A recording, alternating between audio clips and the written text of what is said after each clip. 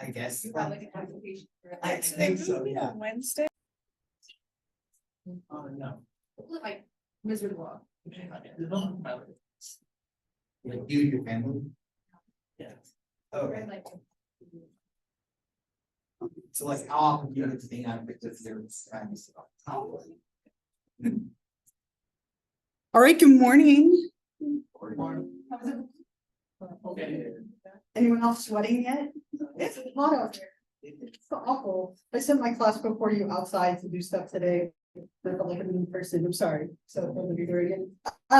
It's supposed to be so hot. I hate like anything over 100. That's just nothing for you. I'll pass. So I hope you can stay cool. It's nice in here at least right now.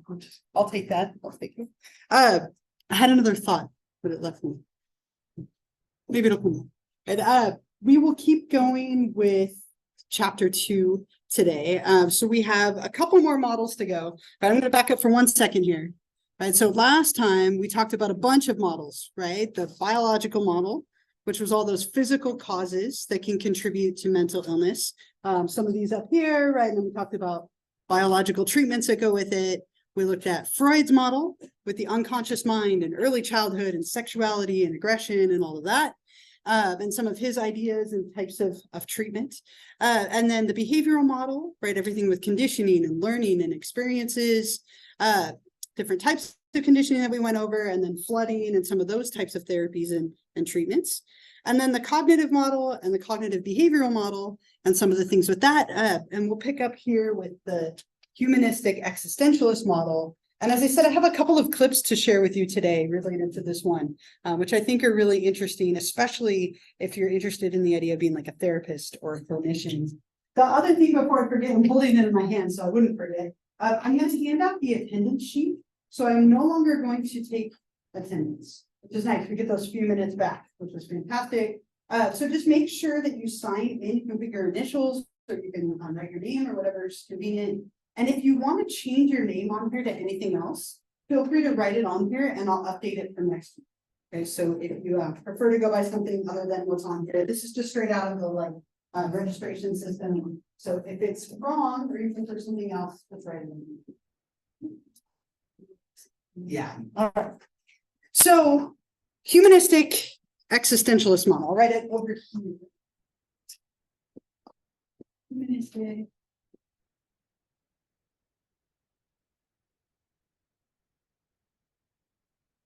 Sometimes put these two models together because they have a similar kind of approach to the way that they view things. The humanistic model and existentialist model are both very positive views of psychology. They look at things that some of the other models ignore. So there's a lot of elements of goodness and growth. Looking at people's potential, right? Like, are you realizing your potential as a person? And then one other thing we could add specifically from the existentialist model is meaning. What gives you meaning and what drives you? What do you find to be meaningful? So from these perspectives, we're looking a lot at self-awareness, you, again, fulfilling what you're capable of. There's a lot of spirituality and religion that sometimes get considered within these perspectives, which are ignored by a lot of other perspectives. So we see it's a very difficult to define type of model. It's very kind of out there and positive and a little bit again, existential in nature. But there are a lot of different types of therapy in this perspective, right? It's a very common therapeutic stance or orientation to have. From this perspective, we look at what drives you, what gives you meaning. Really interesting exercise in this existential perspective I'll mention in a minute. But client-centered Gestalt and existential therapy are three relatively common types of therapy to use. And client-centered was made famous by a man named Carl Rogers. And I'm going to show you a video of him in a moment. It's really cool when we have videos of these people because most of them are long gone and they're quite a few years back. So we don't have videos of all of them. But Rogers is one of the more famous therapists. And he believed in something that he called client-centered therapy. The client is the center of the therapeutic process. And people either love this or they hate this. And so as I show you this video, I want you to be thinking about, would you want to do this type of therapy or not? it looks deceivingly simple. It's actually quite difficult to do. But I'm going to play you a video of Rogers himself. It's like 3 or 4 minutes talking about how he approaches therapy. And then he's going to work with a woman named Gloria. Gloria volunteered to be recorded with 3 different therapists. We're going to watch 2 of them. So she works with Rogers, she works with Fritz Pearls, and she works with one other person as well. But we'll watch 2 of them, and they're polar opposite types of therapy. And we can talk about which one you would pick if you had to pick one. But let me show you this video of him, and I'm going to write a couple of words on the board that he describes as his stance on therapy. But be thinking if you would like this or not, and we can talk about it afterward. He does a lot of what's antagonistic, right? Like so different than Rogers. So what do you think? Would you what do you think? Would you want to see him? How many of you would be interested in going to see Fritz Pearls? Oh, some of you are like, yes, attack me. How many of you, not so much? Okay, so now let's vote. So now that we've seen another alternative, if you had to pick one, right? Gemini, forced choice here, sorry. But if you had to pick one, how many of you would pick Rogers by showing him? See, look, he looks better now, doesn't he? How many of you would pick Pearls? Right? Some of you kind of like this. So, so what are your thoughts on Pearls? Any reactions? Yeah. It almost like it's like arguing with like the older family members at Thanksgiving. Sure. Totally. Yeah. Like he's just like like anything she says, he's just like, actually, Right. And then she's just like, no, I'm nervous, so I'm smiling to cover up that, and he's like, well, you're fake. And she's like, I'm gonna come to you and help me. Right. And Like, where is the yeah. alcohol? Right. On Yeah. the, going to Thanksgiving. Yeah. I mean, just totally combative and like very combative. Anyone else? Yeah. I think like paying someone to bully. Totally. Yeah. I gave you my. Yeah. I feel like it makes self-doubt worse. Okay. Because I mean, if you're being honest to him about something that you might like be worried about, might be like uncertain about, and he's telling you you're wrong. He's telling you wrong the whole time. Mm-hmm. So that might reinforce the bad stuff. Okay. Okay. And that Interesting. sucks. Yeah, you don't want to reinforce the bad, right? Yeah. I feel Or like no, this- good. I feel like this approach is so just screams of the 50s and of the time. Yeah. That time, I guess. Yeah. It just isn't effective. I mean, for her, I guess, but for the majority of people, I don't think this is going to be effective in any way. Okay. Did you have a thought as well? Yeah, I just think so for me, I think that for me, I feel like it would be kind of less comfortable to talk. Like I wouldn't want to tell him anything, because then he'll just call me out on it or say like, no, you're wrong, or you're this and that. And Yeah. I don't want to talk. I know at some point I would just be like this. I'm like, I'm not gonna move, right? Like, because then I'm giving you nothing, right? Yeah. Uh-huh. I feel like if this like technique was used like today instead of in the 50s, I feel like it would be a lot better. Yeah. But I also feel like he's the guy that I would go to recognize like my trigger points that I may not realize Sure. in like social setting, you know, like Yeah. how she says like how her foot starts twitching and he's like, why is that happening? And she's like, oh, I'm laughing when I'm nervous. It's like, why? You know, I feel like that could be used to kind of help you better understand yourself and Sure. why you work with people. Okay. Like it. Yeah. Well, it felt like for anyone who has been in therapy, it feels like one of those sessions where it's like, this is gonna be a hard. Yeah. Like you walk in, you're like, oh no, like you're gonna walk out. Yeah. And I feel like my thing is that I think both approaches are effective. Sure. If you do them together. Okay. Like some people don't do gentle. Yeah. Some people aren't gonna talk to you if you're gentle about it. Sometimes they need that bluntness, sometimes they need you to be direct. Yeah. And other people, they're gonna shrivel up and cry if you're into them too much. Yeah. And they need to be handled carefully. And it depends on the person. Maybe Gloria doesn't like being mean, but someone be Yeah. on her. I actually think she responded really well to her being mean or being mean to her, right? Emotional. Yeah. But it feels like it got somewhere, right? Like in a way, like for ignoring everything that she actually says, I feel like they're getting to some stuff that's meaningful versus with Rogers. Like it felt like they didn't quite get anywhere yet. They do start to, but it's interesting how different takes can get you to different places and bring out different things. And just like you're saying, it's so important. Everybody prefers something different. Like if you yelled at me, I'd be like, I'm done. Like I would shut down and that'd be the end. Like I can handle like a little straightforwardness, but if you're like mean to me, like I would be done. Like you'd be like, I'm just gonna sit here quietly and waste your time. And I've done that before, you know. But like if you don't give me enough at the same time, like I might get frustrated with that, right? And so it's all about like what you would want, right? And thankfully there's a lot of different styles to accommodate that. Yeah. Yeah. Yes. Yeah. Look at everyone pointing at you like, yes, right? Nailed it, right? And I do that all the time. Do you want me to listen? Or do you want me to fix it? Right? And like there's a big difference between like I'm just gonna listen and like get it all out versus like I can fix that and I'll do that. Like and let's go. Right. And I think knowing that ahead of time, which do you prefer? What do you want? Yeah. Like that sets you up for more success, right? Yeah. I feel like that session was I guess we could say like that example of people getting take up those services. Okay. A bad example? Like a bad example.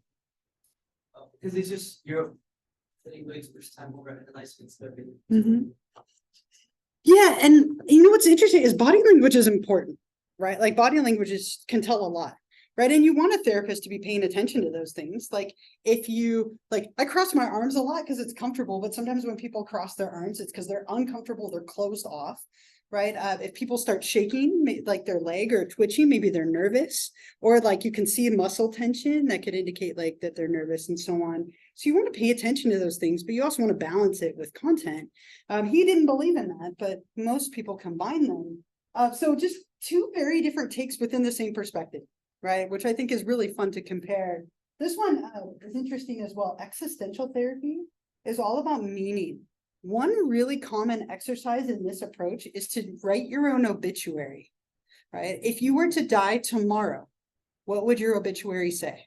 And what's not in it, right? And what's missing? It's an intense thing to do. I've done it once or twice. It's really hard, right? But the whole point is to see like what gives you meaning, what drives you, what do you wish you were doing but you haven't done yet, right? And how might that change the way you're living your life now? To think about that, right? So from all of these, we're looking at like meaning and goodness and growth and potential and kind of trying to get there through different methods. So just a lot of different types within this approach. And again, thankfully, most people combine them now instead of just one or the other. There's one more model here, the socio-cultural model.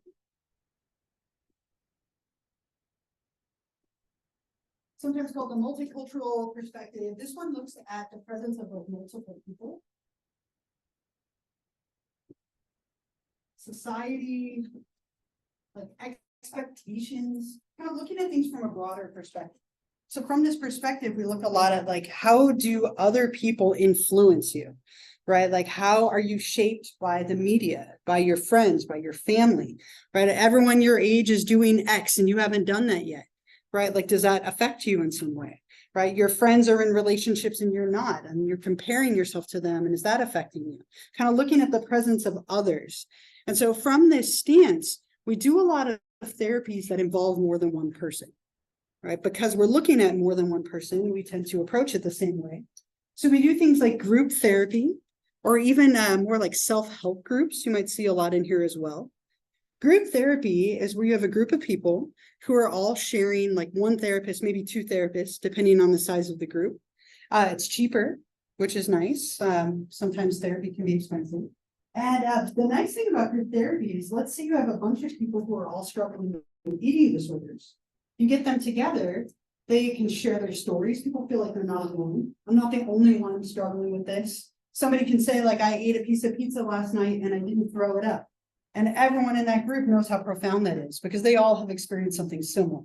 So group therapy can be really wonderful for that sense of like normalizing, like I'm not alone. There are other people here who feel the same way. And self-help groups are similar, but instead of being run by a therapist, it's usually run by somebody who just has more experience in the area. So this might be something like NA or AA. Those are very common like self-help groups that you might see. But with both of these, you have a group of people who are all dealing with something working together.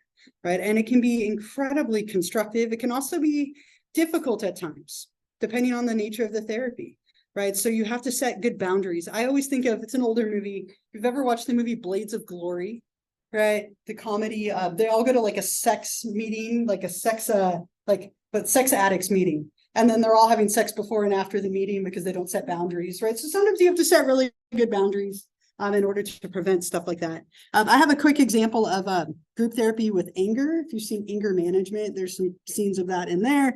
Again, it can get heated quickly because they're all there dealing with anger, but at different stages of the process, different levels of like maturity. And the nice part about that is, again, is they all can kind of go through these things together, talk about strategies together. But it is important to set those boundaries. Like with anger, they're all going to get heated quickly, right? And so sometimes that can be a little bit tricky, but group therapy and self-help groups can be really helpful, right? And again, cheaper, which is nice. Two other things in here, three other things: family therapy, couples therapy, and then culture-sensitive therapies.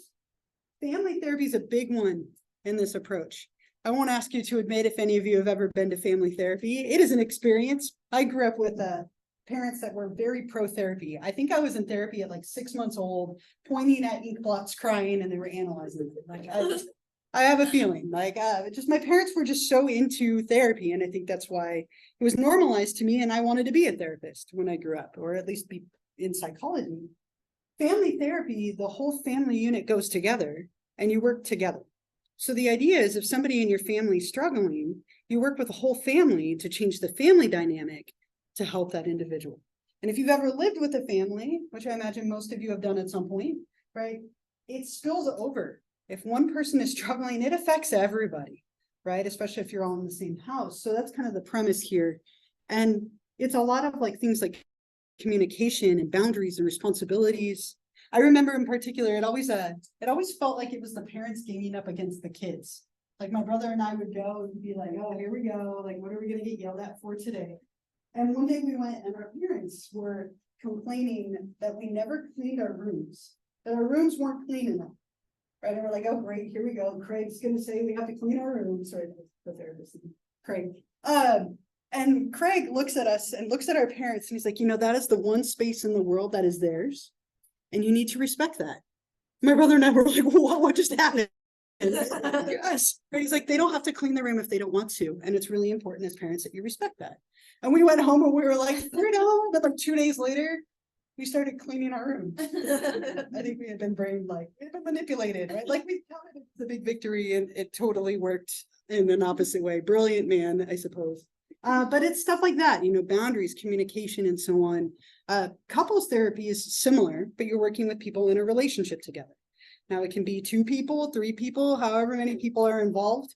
My favorite, when I was a therapist trainee, I worked with a gay male trio.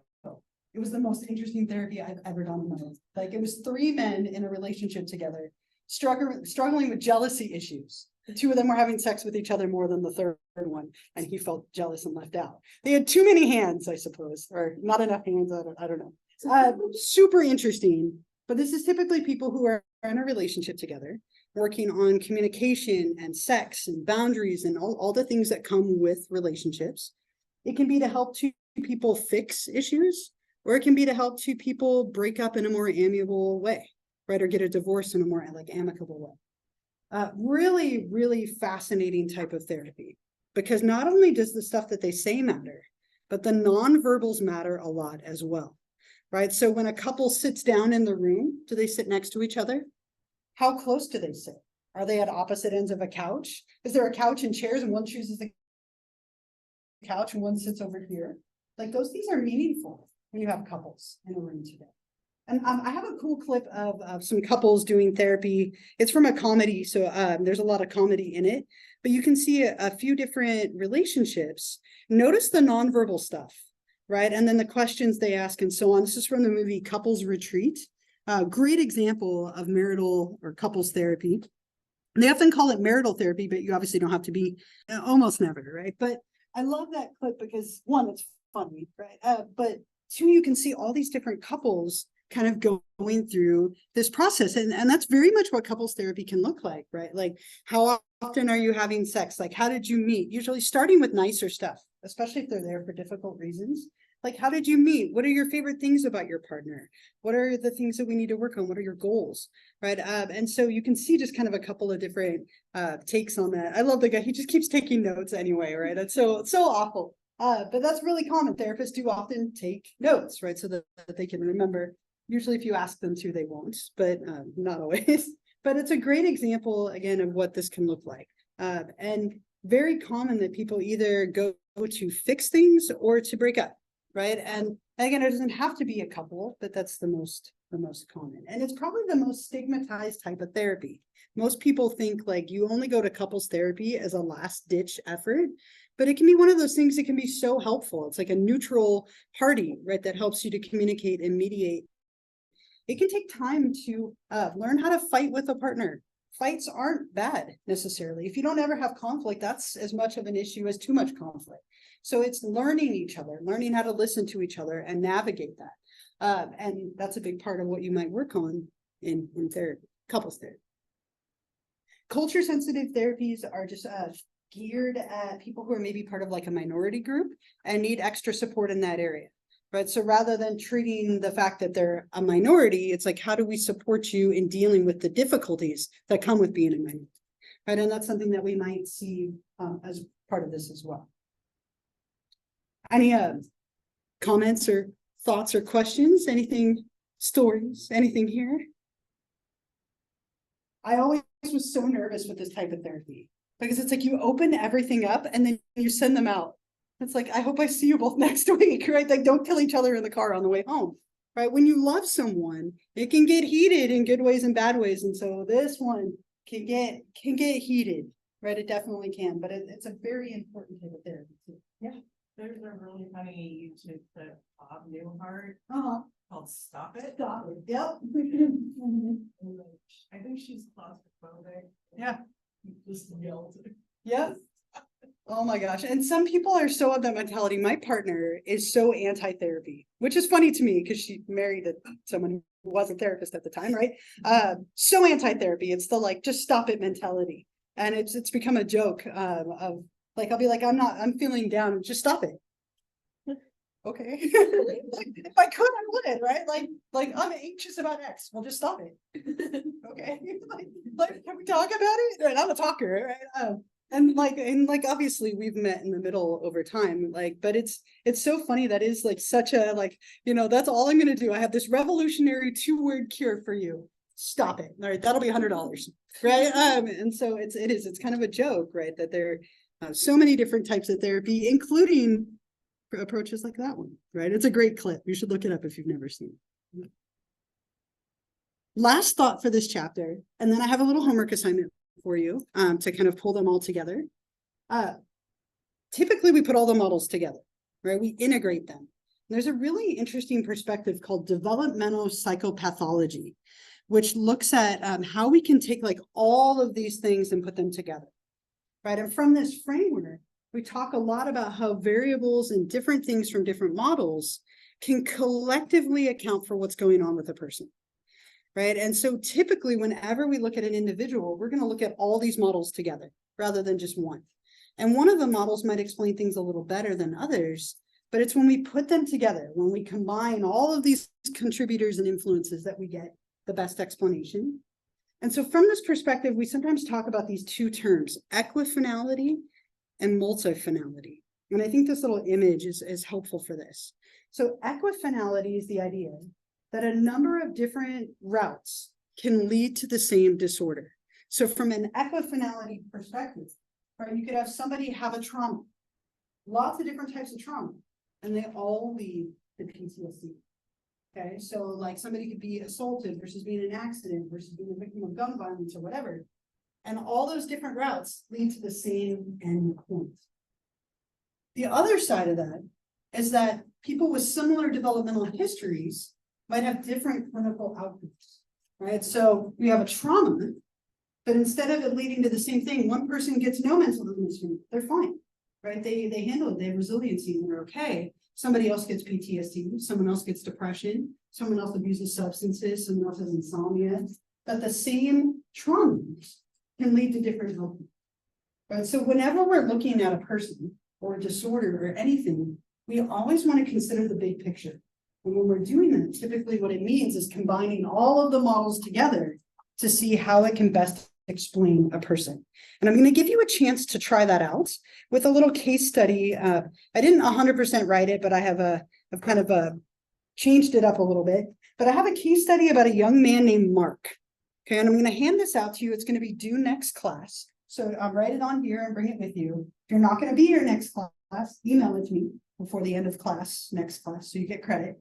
But what you're going to do is read this study about Mark. And then on the back, you're going to explain Mark's behavior from each of the models that we just talked about.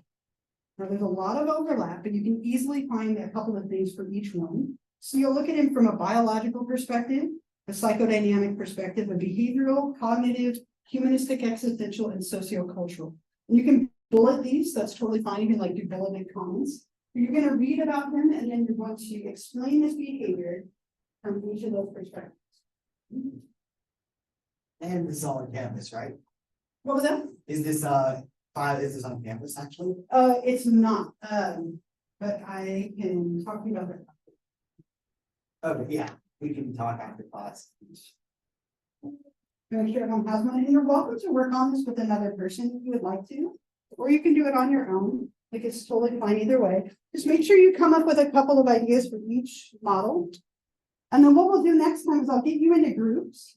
I'll give you a few minutes to go over it, and then we will talk about it together before the landing.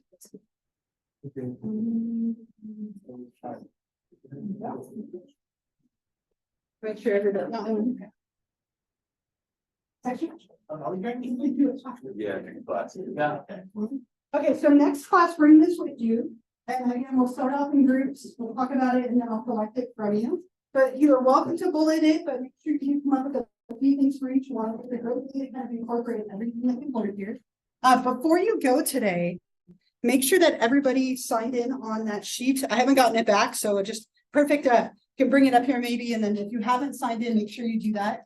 Next class, after we go over this, we'll start on chapter 3, our last chapter before the disorders. Almost there. So we'll stop there for today. Have a wonderful rest of the day. Stay cool out there, and I'll see you on Wednesday.